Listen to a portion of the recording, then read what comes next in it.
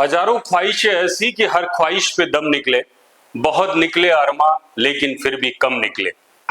मैं अतुल एहसास, update India के लिए। देश की राजधानी दिल्ली और उसके बाद पंजाब में कांग्रेस और भाजपा जैसी दिग्गज पार्टियों पर झाड़ू फेरकर सत्ता चलाने वाली आम आदमी पार्टी का मैजिक हरियाणा में बिल्कुल भी नहीं चला।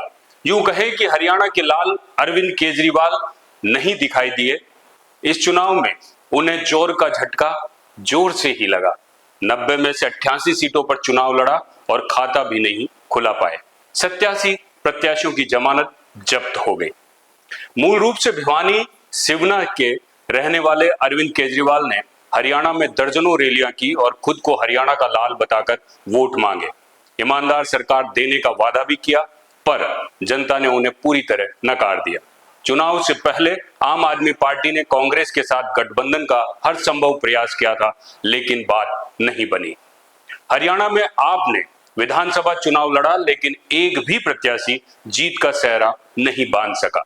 वरिष्ठ पत्रकारों और राजनीतिक विश्लेषकों की राय के अनुसार आम आदमी पार्टी ने कांग्रेस के साथ गठबंधन के भरपूर और भरसक प्रयास किए, लेकिन बात नहीं बनी। यदि गठबंधन होता तो 5 से 7 सीटों पर नतीजे बदल सकते थे।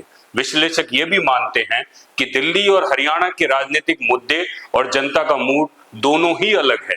दिल्ली में झुग्गी बस्तियों में रहने वाला एक बड़ा वर्ग आम आदमी पार्टी की नीतियों से प्रभावित हो सकता है, लेकिन हरियाणा में ऐसा कोई वर्ग नहीं है जिसे आप सीधे तौर पर जोड़ सकें।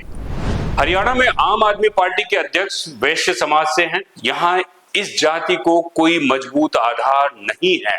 पिछड़े मतदाता और जाट मतदाता अपनी अपनी पार्टियों के नेताओं के साथ जुड़ गए हैं, लेकिन आपके पास ऐसा कोई चेहरा नहीं था जो किसी बड़े जाति वर्ग को अपनी तरफ खींच पाता। हरियाणा चुनाव के बाद सबसे बड़ा सवाल, क्या इस चुनाव का असर अगले साल दिल्ली में होने वाले विधानसभा चुनाव पर पड़ेगा, जहां आम आदमी पार्टी पूर्ण बहुमत के साथ सत्ता पर काबिज है। दोनों ही राज्यों के मुद्दे और जनता का वोट करने का तरीका अलग है। बावजूद इसके हरियाणा में मिली बुरी हार का असर आम आदमी पार्टी के दिल्ली चुनाव अभियान पर देखने को मिल सकता है।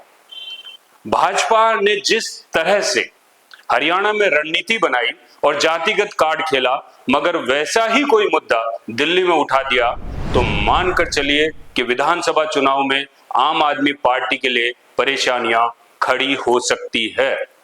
वही कुछ राजनीतिक विश्लेषकों का यह भी मानना है कि दिल्ली में आपके पास एक डेडिकेट वोट बैंक है। यहां बिजली और पानी एक बड़ा मुद्दा है, खासकर गरीब और पिछड़ा वर्ग फ्री बिजली पानी के लिए ये वर्ग आपको छोड़कर किसी और के साथ जाएगा, इसकी संभावना भी कम ही नजर आती है।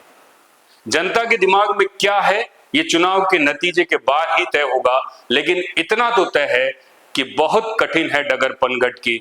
आपके भविष्य को लेकर आपका क्या मानना है, कमेंट करके जरूर बताइएगा।